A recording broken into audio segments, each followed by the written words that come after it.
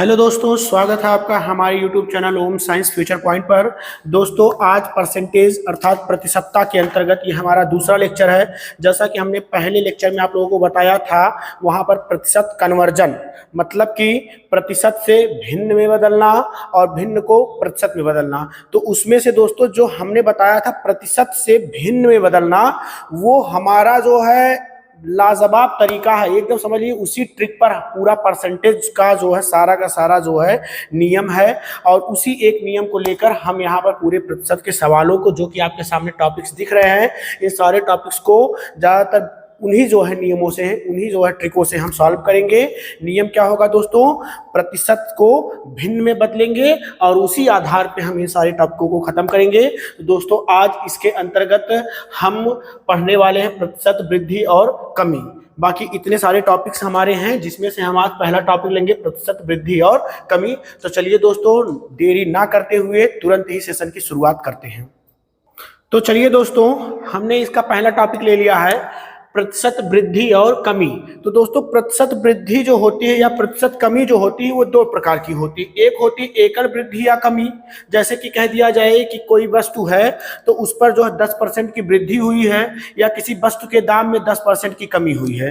लेकिन कभी कभी कहता है कि जैसे सतत वृद्धि या कमी में क्या आता है, जैसे किसी वस्तु के दाम में, या ऐसे कह दे कि मतलब कोई व्यक्ति है, उसका इतने हजार रुपए इनकम है, तो वह कमरे के किराए पर इतना परसेंट, गाड़ी के खर्च पर इतना परसेंट, या फिर कह दे कि शिक्षा पर इतना परसेंट, इस तरीके से खर्च करता है, तो वह कुल कितना रुपया खर्च किया। तो ये इस तरीके से इसमें अगर वृद्धि और कमी सतत वाली हो जाती है, मतलब लगातार कई वृद्धि या लगातार कई कमी के रूप में हम इसको देख सकते हैं। और बाकी थोड़े बहुत जो डाउट्स होंगे वो हम प्रश्नों के माध्यम से आपको क्लियर करेंगे। आगे देखिए दोस्तों, अब हम सबसे पहले इसमें लेंगे एकल वृद्धि या कमी। इसके अंतर्गत हम लेंगे एकल वृद्धि या कमी। तो एकल वृद्धि या कमी में दोस्तों, जैसे मान लेते हैं कि कोई वस्तु है जिसका वास्तविक मान हमने क्या मान लिया है, P। वास्तविक मान किसी वस्तु का हमने क्या मान लिया, P है, ठीक है। और यदि उस वस्तु के दाम में प्रतिशत वृद्धि की बात करें या प्रतिशत कमी की बात करें, मान लेते हैं कि किसी वस्तु के दाम में जो है R% की वृद्धि की गई, या उसी वस्तु के दाम में R% की कमी की गई, तब यदि किसी वस्तु के वास्तविक मान P में R% की वृद्धि की जाए, या ऑब्लिक लगा के लिखा है, या R% की कमी की जाए, तो दोस्तों यहां से हम अगर इसको निकालें, ठीक है, अगर हम वृद्धि को निकालें तो वृद्धि बराबर क्या हो जाएगा? वृद्धि बराबर हो जाएगा वास्तविक मान हमारा क्या है, P, उसका हम निकालेंगे R% और अपॉन करेंगे दोस्तों 100, ठीक है। या अगर हम दूसरी बात कहें कि अगर हम कहें कमी, अगर मान लीजिए हमें कमी निकालना है, ठीक है, तो कमी के लिए क्या करेंगे, वस्तु का वास्तविक मान और इस बार उसका हम R% निकालेंगे, ठीक है दोस्तों, मतलब R% निकालेंगे। तो ये इस तरीके से कमी। अब आपको यहाँ पर देखने में लग रहा होगा कि वृद्धि के लिए भी वही प्रोसीजर, कमी के लिए भी वही प्रोसीजर। तो दोस्तों वो बात सही है, क्योंकि जैसे मान लेते हैं हम कि कोई वस्तु है जिसका दाम 1000 रुपए है। अब हम कहें कि वस्तु के दाम में 10% की क्या कर दी गई है, मान लीजिए वृद्धि कर दी गई है। तो 10% की वृद्धि निकालने के लिए दोस्तों आप क्या करेंगे, 10 आउट ऑफ 100 मतलब 10/100 करेंगे, और यहां से इसको कैंसिल आउट करेंगे, तो आपका आ जाएगा 100 रुपया। अर्थात ये 100 रुपया क्या आया है, वृद्धि आया है। इसी तरीके से दोस्तों, अगर हम कहें कि मान लीजिए किसी वस्तु का दाम 1000 रुपए है और उसमें 10% की इस बार क्या की जा रही है, कमी की जा रही है, तब भी हम 10% निकालेंगे, अर्थात 10/100 करेंगे, तो यहां से कैंसिल आउट करेंगे, और 10 × 10 अर्थात यहां से देखिए कमी भी क्या आ गई, ये कमी हो गया, ठीक है। कमी भी 100 रुपये आया, वृद्धि भी 100 रुपये आया। तो दोनों का निकालने का तरीका सेम ही है, ठीक है। अब देखिए, वास्तविक वस्तु के दाम में या वस्तु के मान में जो वास्तविक मान हमने माना था, यदि उसके मान में R% की वृद्धि हो जाए या R% की कमी हो जाए, तो वृद्धि और कमी के पश्चात नया मान क्या होगा, उसके लिए हम आपको बता रहे हैं, ठीक है। दूसरा देखिए, हम कह रहे हैं वृद्धि या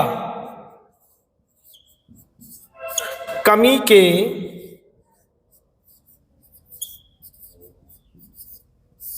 पश्चात नया मान, ठीक है। अब जैसे देखिए नया मान कैसे निकलेगा दोस्तों, जैसे हमने कहा कि वस्तु का दाम कितना था, 1000 रुपए था।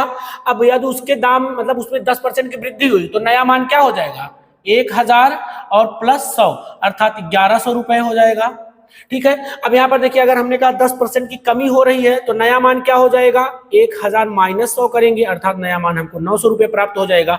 इसके लिए दोस्तों हम क्या कर रहे हैं कि एक सूत्र ही बना दे रहे हैं। ठीक है, जो सूत्र आपको बार बार रटवाया जाता है आज हम उसको बना के यहाँ पर दिखा देते हैं। अब आपको रटना नहीं है, सिर्फ और सिर्फ समझना है, स्वयं आप जान जाएंगे कि सूत्र कैसे बनता है। तो दोस्तों देखिए वृद्धि या कमी के पश्चात नया मान निकालना है अगर हमें, तो देखिए यहाँ पर निकालते हैं हम नया मान, अर्थात नया मान किसका निकालते हैं, वृद्धि वाला, वृद्धि वाला नया मान निकालते हैं दोस्तों।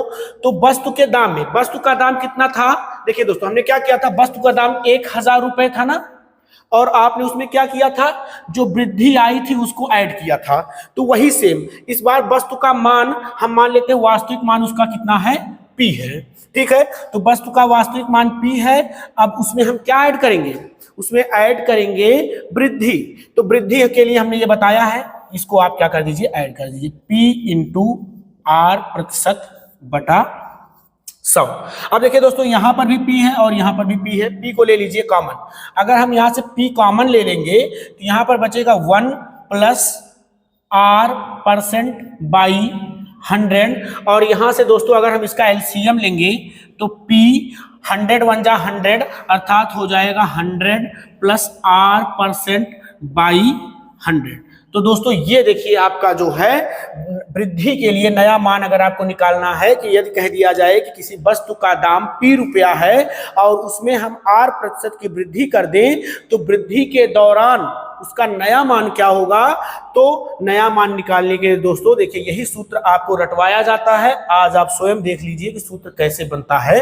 तो आप ये क्या हो जाएगा, ये दोस्तों हमारा हो जाएगा वास्तविक मान, ये क्या है हमारा 100 है, R% अर्थात इस बार क्या है, R% हमने इसलिए लिखा है जितने प्रतिशत की वृद्धि होगी। जैसे दोस्तों देखिए यही वाला हमने बताया ना, हमने कहा कि वस्तु का वास्तविक मान कितना है, 1000 रुपए है। ठीक है, उसके दाम में R मतलब उसके दाम में जो है दोस्तों R% की वृद्धि, अर्थात हमने कहा कि 10% की क्या हो रही है, वृद्धि हो रही है। तो वस्तु का वास्तविक मान क्या होगा, इसी सूत्र पर रखिए दोस्तों, देखिए यहां पर रखिए 1000 100 प्लस, अब R% मतलब आपको अब 10% रखना नहीं है, हमने इसलिए कहा R% ताकि आप ये पहचान जाएं कि जिसके साथ प्रतिशत का साइन लगा होगा वही रखा जाएगा। प्रतिशत का साइन 10 के साथ लगा है अर्थात यहाँ पर 10 रख दीजिए और नीचे दोस्तों हो जाएगा 100 और ये हो जाएगा 1000 और यहाँ से ऐड करेंगे तो हो जाएगा 110 बटा 100, 2 जीरो यहाँ से 2 जीरो यहाँ से कैंसिल हो जाएगा, यहाँ से बचा 110 गुणे 10 और देखिए दोस्तों आपका निकल के आ गया 1100, जो कि हमने आपको यहाँ पर दिखाया था। ठीक है, तो रटने की जरूरत नहीं है दोस्तों, समझने की जरूरत है, क्योंकि एक बार अगर आपने समझ लिया तो आप हजारों सवाल लगा सकते हैं दोस्तों, लेकिन आपने 10 सवाल अगर रटा तो आप 11वां सवाल नहीं लगा सकते, ये हमारी गारंटी है। तो चलिए दोस्तों इसी तरीके से हम आपको बताते हैं कि कमी के लिए नया मान क्या होगा। चलिए दोस्तों वृद्धि के लिए देखा, अब देखिए कमी के लिए नया मान देखते हैं। नया मान किसके लिए देखना है दोस्तों, हमें नया मान लेना है इस बार कमी वाला। ठीक है, तो कमी के लिए दोस्तों क्या हो जाएगा, वास्तविक मान में जैसे कहेगा दोस्तों कि किसी वस्तु का दाम P रुपया है, यदि उसके दाम में R% की कमी कर दी जाए तो कमी करने के दौरान वह वस्तु कितने रुपए में बिकेगी, अर्थात वस्तु का नया मान क्या हो जाएगा। तो उसके लिए दोस्तों वास्तविक मान, और चूंकि कमी किया जा रहा है इसलिए अब हम क्या करेंगे, माइनस करेंगे। तो दोस्तों यहां पर समझिए वृद्धि किया तो इसलिए हमने प्लस किया, कमी हो रही है तो क्या करेंगे, माइनस करेंगे, स्वाभाविक सी बात है। तो यहां पर कमी कितने की होगी, जितना हमने कमी लिखवाया था। कमी क्या बताया था हमने दोस्तों, P इंटू R% बाई 100। अब यहां पर भी सेम पैटर्न वही, P कॉमन है, P कॉमन ले लीजिए, यहां पर बचेगा 1 माइनस R% बाई 100।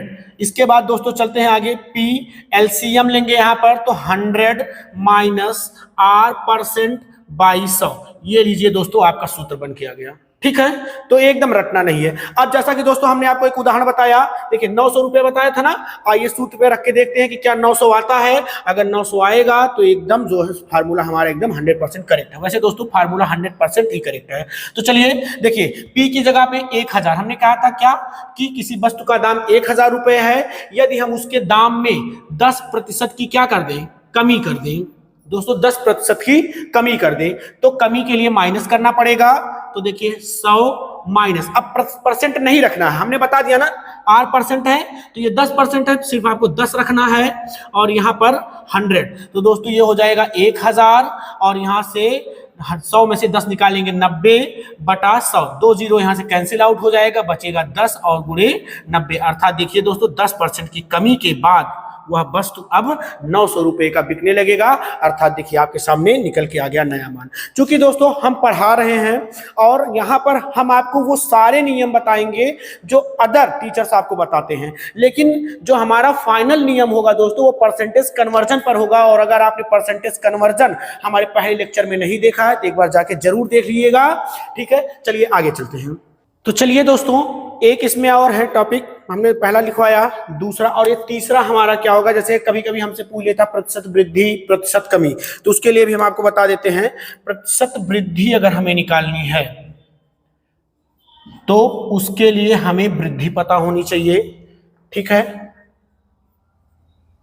और अगर हमें दोस्तों वृद्धि पता होगी तो हम करेंगे क्या, उसमें 100 से गुणा करेंगे और वास्तविक मान, उस वस्तु का जो मान होगा, जो वास्तविक मान होगा, जैसे हमसे कहे कि मान लीजिए किसी वस्तु का दाम 1000 रुपए है, यदि 2 साल बाद, या ऐसे दोस्तों ऐसे समझिए, गाड़ी समझिए, हम बाइक से वगैरह समझाते हैं। जैसे मान लीजिए 2011 में कोई गाड़ी 30,000 रुपए की है और 2012 में वो गाड़ी जो है 35,000 रुपए की बिकने लगी, तो पूछेगा कि गाड़ी के दाम में कितने प्रतिशत की वृद्धि हुई। तो दोस्तों वो कितने का था, 30,000 का था और हम उसको बेच कितने में रहे हैं, 35 में, मतलब वृद्धि कितने की हुई, 5,000 की हुई। तो वृद्धि रखेंगे, 100 से गुणा करेंगे और गाड़ी का वास्तविक मान क्या होगा, वास्तविक मान उसको लेंगे जो 2011 में था। 2011 में कितने का था, 30,000 का था, क्योंकि 30,000 से बढ़ के 35 हुआ था ना, तो यहां पर हो जाएगा बस उसका वास्तविक मान, वास्तविक मान। और दोस्तों इसको ज्यादा ना समझने के, ज्यादा बड़ा ना सब लिखना चाहते हैं तो आप इसको पी समझ लीजिए। अर्थात इसको हम लिख सकते हैं वृद्धि गुणे 100 बटा पी, और पी क्या होगा, वास्तविक मान होगा। इसी तरीके से दोस्तों अगर हम प्रतिशत कमी की बात करें तो ये हो जाएगा कमी। अब मान लीजिए वही गाड़ी 30,000 की थी तो 35,000 में हो, 25,000 में हो गई। 30,000 की कोई गाड़ी 2011 में कोई गाड़ी कितने की है, 30,000 की है, और वही जो है 2010 में, अब दोस्तों मान लीजिए कि 25,000 की बिक रही है।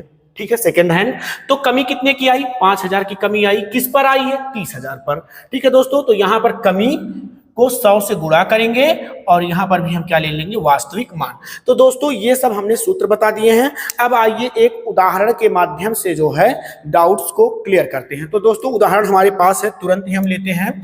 उदाहरण के तौर पर सबसे पहले एक छोटा सा टॉपिक क्लियर कराएंगे दोस्तों हम। जिसने लेक्चर नंबर 1 देखा होगा उनके लिए बहुत बेनिफिशियल होगा, और जिन्होंने नहीं देखा होगा वो जाके देखेंगे। बाकी यहाँ पर अभी समझिए फिलहाल। देखिए हमने कहा कि कोई चीज है, कोई वस्तु है जिसका दाम जो है 15,000 रुपए है। ठीक है, कितना है, 15,000 रुपए है। अब हम आपसे कह रहे हैं कि इसका 10% बताइए क्या होगा, इसका जो है 20% हमें बताइए क्या होगा, इसका जो है 22% हमें बताइए क्या होगा। क्योंकि दोस्तों परसेंट निकालना अगर आप सीख गए तो फिर समझिए प्रतिशत एकदम आसान है, क्योंकि प्रतिशत में कुछ है ही नहीं है। ठीक है, तो वही हम आपको यहाँ पर बताना चाहते हैं।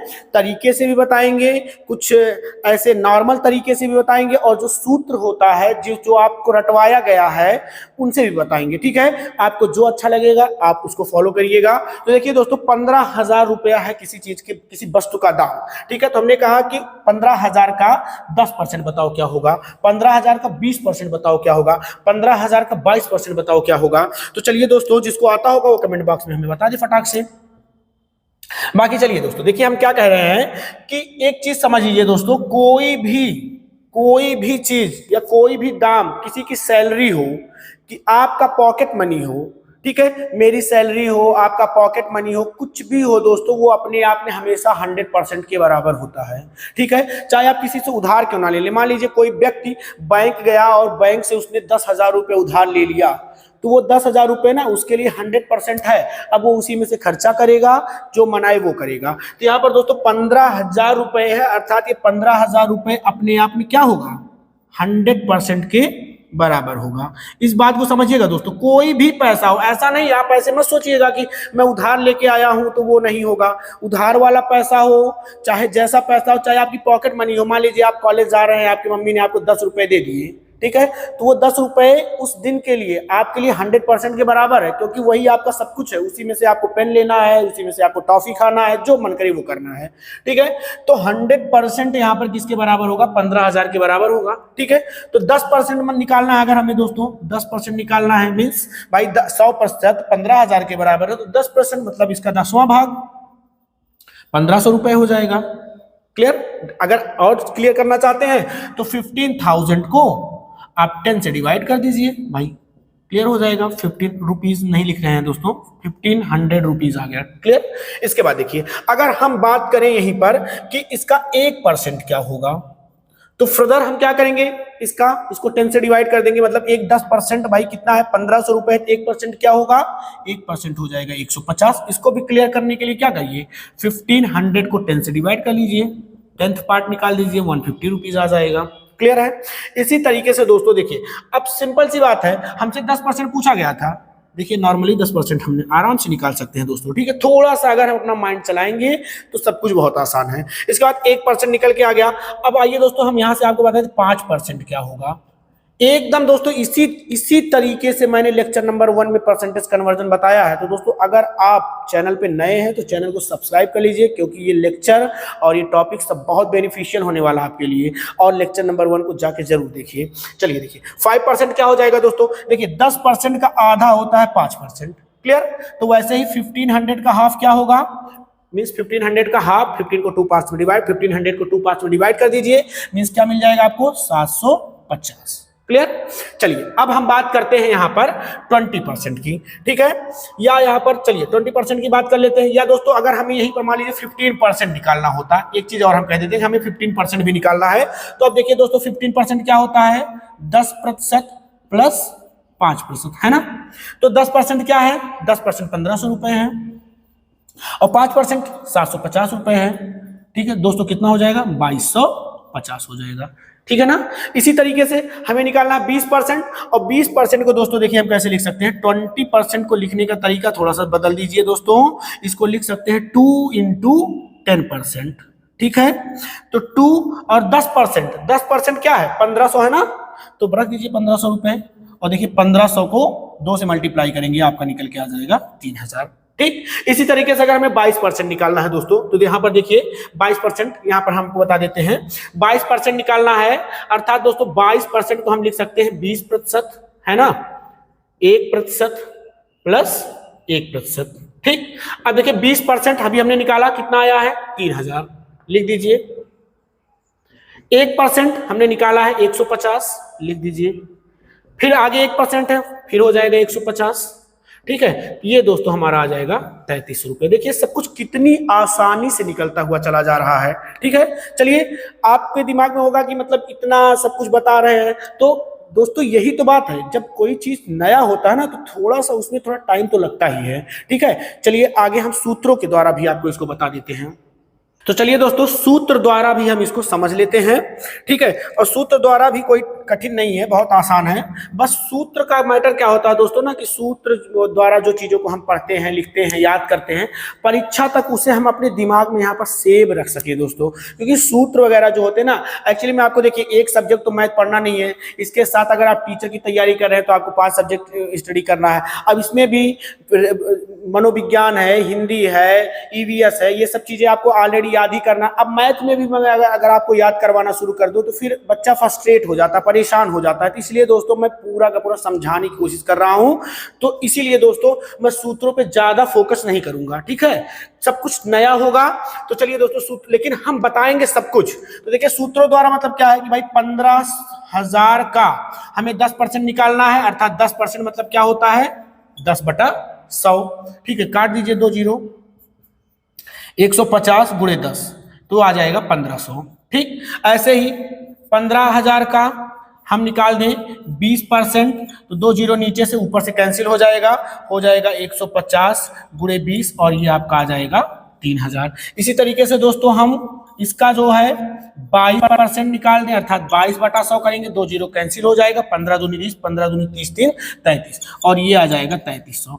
दोस्तों आपको इसमें लगा होगा कि ये तो बहुत आसान है, उससे ज्यादा इजी है, लेकिन दोस्तों इसलिए है ना क्योंकि बार बार हर चैनल पे, आप कहीं चैनल पे पढ़ रहे हो, कहीं ऑफलाइन पढ़ रहे हो, आपको बार बार यही बताया जाता है ना, तो जो चीजें हम बार बार करते हैं वो तो ऑब्वियसली जो हमें जो है सही लगेंगी, इजी लगेंगी, लेकिन कुछ नया सीखना है दोस्तों तो जो है उसमें थोड़ा टाइम लगेगा। ठीक है, तो चलिए आगे कुछ दिखाते हैं हम आपको।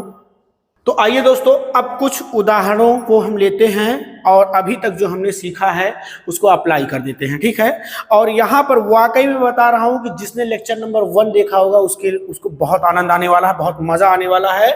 तो एक प्रश्न लेते हैं हम दोस्तों। प्रश्न है हमारा कि किसी वस्तु का वास्तविक मान या किसी वस्तु का दाम या वैल्यू जो भी मन में आए वो ले लीजिए, 15,000 रुपए है। किसी वस्तु का दाम 15,000 रुपए है। यदि हम उस वस्तु के दाम में मान लीजिए दोस्तों 20% की क्या हो जाए, 20% की कमी। दोस्तों एक चीज और है, कभी कभी प्रश्नों को आप ध्यान दीजिएगा, तो मैं पहले बता दे रहा हूं कि कमी के लिए हम डाउन एरो का और वृद्धि के लिए ऊपर वाले एरो का यूज कर सकते हैं। तो दोस्तों इस सिंबल को याद रखिएगा। ठीक है, चलिए 20% की क्या हो रही है, कमी हो रही है। मतलब किसी वस्तु के दाम में मान लीजिए टीवी है, कुछ है, फ्रिज है, कूलर है, 15,000 रुपए का, उसके दाम में 20% की कमी हो रही है, तो उसका नया वाला मान क्या होगा दोस्तों। ठीक है, तो अभी हमने आपको दिखाया नया मान वाला सूत्र। ठीक है, वो भी हम लगा सकते हैं। तो यहां पर और परसेंटेज कन्वर्जन जो कि लेक्चर नंबर 1 में हुआ था, वो मैजिक भी हम यहाँ पर लेकर आए हैं, उसको दिखाएंगे। वो आपको 100% मैं श्योर हूँ दोस्तों कि वो आपको बहुत ही लाजवाब लगेगा, लेकिन इसके लिए परसेंटेज कन्वर्जन आना चाहिए। तो फिर से मैं कह रहा हूँ लेक्चर नंबर 1 देखिए। ठीक है, चलिए यहाँ पर बात करते हैं कि नया मान, और हमें नया मान निकालना है, अर्थात दोस्तों नया मान निकालना कौन वाला, कमी वाला, क्योंकि हो क्या रहा है, कमी हो रहा है। तो चलिए निकाल देते हैं। हमने बताया क्या था सूत्र, P 100 माइनस, कमी है तो माइनस रखेंगे, R% बाई 100। आगे चलते हैं P। अब देखिए P कितना है, मतलब वास्तविक मान हमारा है 15,000, है ना दोस्तों, 15,000 रुपए है। 100 माइनस R% की अगर हम बात करें दोस्तों, तो यहां पर बताइए कितने परसेंट लिया गया, 20%, तो 20 रख दीजिए बाई 100। ठीक, क्लियर। चलिए 15,000 यहां से माइनस करेंगे, हो जाएगा 80 आउट ऑफ 100, 2 जीरो यहां से कैंसिल कर दीजिए, हो जाएगा 150 इंटू 80, और 15 8 जा होता है दोस्तों 120, 2 जीरो और बढ़ा दीजिए। मतलब कि जो 15,000 रुपए का, मतलब जिस वस्तु का मूल्य 15,000 रुपए था, 20% की कमी होने के बाद अब वह सामान कितने में बिक रहा है, 12,000 रुपए में बिक रहा है। ये हमारा था मेथड नंबर 1, जो था सूत्र पर आधारित, और जिसको आप लोगों ने हजारों बार कहीं ना कहीं जरूर पढ़ा होगा। चलिए दोस्तों अब हम मेथड नंबर 2 लेते हैं। इसको जो है कह सकते हैं एक मैजिक है, एक जादू है। तो चलिए दोस्तों मेथड नंबर 2 लेते हैं। चलिए दोस्तों यहां पर लेते हैं कन्वर्जन वाली जादू यूज करते हैं, और फटाक से इसको जो है विद इन सेकंड में इसका आंसर दे देते हैं। तो कन्वर्जन में करना क्या होगा दोस्तों, कुछ भी नहीं करना है। सबसे पहले हमें वहां फोकस करना है जहां पर प्रतिशत वाला अंक लिखा होगा, अर्थात कहां लिखा है, यहां पर उठा लीजिए, कितना है 20%। ठीक है, अब लेक्चर नंबर 1 जिन्होंने देखा होगा उनको मजा आएगा, और जिन्होंने नहीं देखा होगा देख ले, उनको भी मजा आना शुरू हो जाएगा बाद में। ठीक है, 20%, और 20% का हमने क्या बताया था दोस्तों, होता है 1/5। आइए एक्सप्लेन कर देते हैं कैसे आता है। 20% means 20 out of 100, and divide करिए, 21 जा 20, 25 जा 100, and this is equal to 1/5। तो यहां पर क्या करना है दोस्तों, कुछ नहीं करना है, बस यही सारा उत्तर छिपा हुआ है इसी में। ठीक है, जो 1/5 आया है, इसमें 5 हमेशा दोस्तों, हम ये क्या कह रहे हैं, हमेशा आप यही मानिएगा, गलत कभी नहीं होगा। ठीक है, नीचे वाले को मानेंगे वास्तविक मान, ये क्या होगा हमारा वास्तविक मान, हमेशा दोस्तों ठीक है, ऐसे प्रश्नों के लिए। और ऊपर वाला क्या होगा, अब ये हम आपको बता दें, अगर प्रश्न में कमी लिखा रहेगा तो ऊपर वाला हमेशा क्या होगा, कमी। अगर वृद्धि होगा तो ऊपर वाला हमेशा क्या होगा, वृद्धि। लेकिन दोस्तों कैसे, ऐसे प्रश्नों के लिए। ठीक है, चलिए बात करते हैं। तो अब ये कहते हैं कि कोई 5 रुपए का सामान पे यदि 1 रुपए की कमी कर दी जाए तो वह सामान अब कितने रुपए में बिकेगा, तो आपका उत्तर होगा 4 रुपए में। मतलब जो नया मान हमारा प्राप्त होगा वो क्या होगा, 5 पर 1 की कमी अर्थात 4 रुपए में, है ना। और इसी का मान हमें निकालना है। आइए देखिए, हमने क्या कहा था, वास्तविक मान कितना है यहाँ पर 5, और यहाँ पर वास्तविक मान कितना है दोस्तों, 15,000। ठीक है, मतलब कि ये 5 ही 15,000 रुपए है।